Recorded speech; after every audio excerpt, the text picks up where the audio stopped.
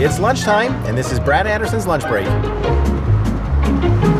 of my favorite things about Microsoft are the smart people that constantly visit campus and the great fleet of shuttles.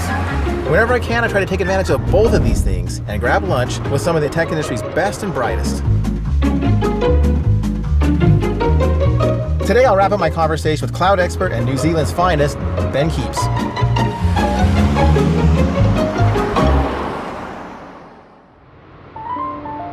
All right, so of all those hobbies, what's your favorite?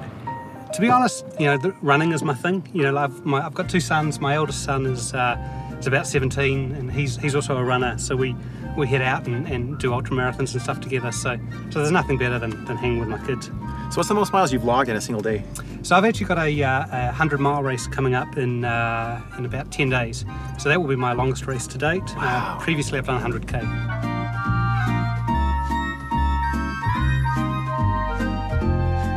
So why do we have to send an Uber to bring you here today then? Well, I actually did suggest that we go out for a run and talk. I know. You weren't up for it. I was chicken. I was totally chicken on it because I knew I couldn't talk and run at the same time. Wow, who needs to talk? We can run slow.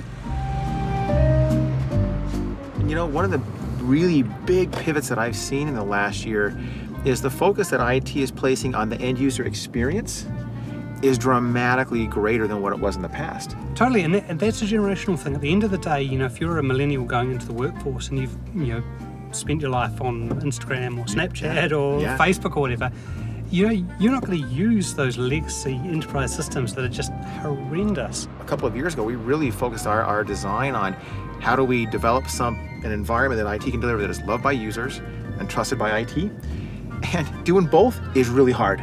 It totally is, and there's this tension there, right? And the reality is that you need to give people, it's kind of this like sliding scale. Yeah. You want to give people the kind of optionality to go kind of, all in on the kind of, user love, but that's going to cause more IT pain if that's their choice for them, or the other way if it's their choice. And I guess as an organization, Microsoft needs to think about that. What is the line at which you won't kind of go? There's a balance. Yeah. And every organization is going to have a different balance on that one. It's funny, I spend my time, I go to a lot of kind of analyst sessions and sit around with a bunch of analysts who have been in the industry for 50 years or whatever.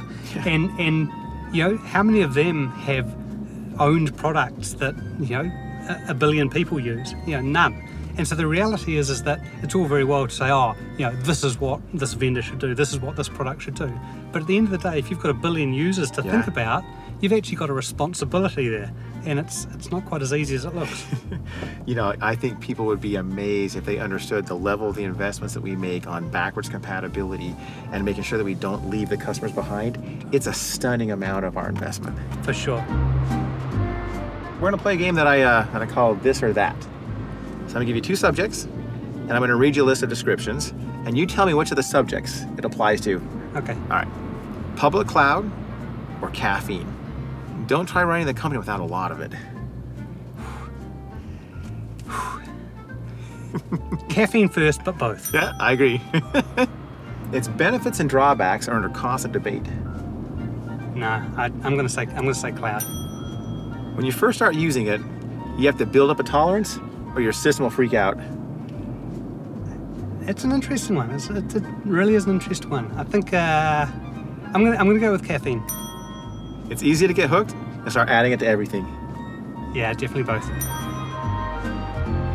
One of the things you related to me is how intriguing and how innovative Azure Stack is. I'd love to get kind of your perspective on Azure Stack.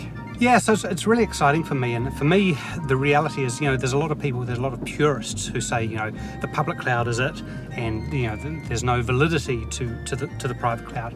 If you're talking to someone, in the banking space, or maybe someone in the medical space, or in a particular geography, or someone who's running a cruise ship company and has boats going out on the high seas, well, that abstract kind of idea doesn't really work in practice because they've got times where they can't. They're not connected. They're not connected. Yeah. And so absolutely hybrid is the reality. And so I'm super excited about, Azure Stack, where you've got something that is, the same public cloud, private cloud. You can have interplay between the two. Your applications can run on both. That's kind of the future. And And I think it's really disrespectful for the pundits who say, public cloud, is the only way and private cloud isn't real, because at the end of the day, that doesn't respect the reality for a number of organisations. Well, the next time we're going to do this, I think we need to do it in New Zealand. We'll go for a run. Sure. So you send me a shuttle.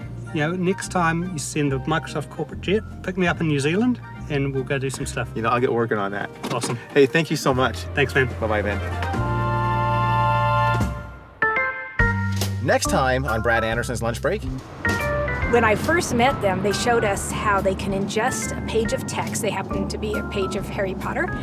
And not only read the words and define the words, but comprehend what was going on. But I do get right and left mixed up, and I get port and starboard mixed up. So I'm hoping, all the time. And so I'm hoping that no one ever has to launch those missiles. I don't want them to go off the wrong side.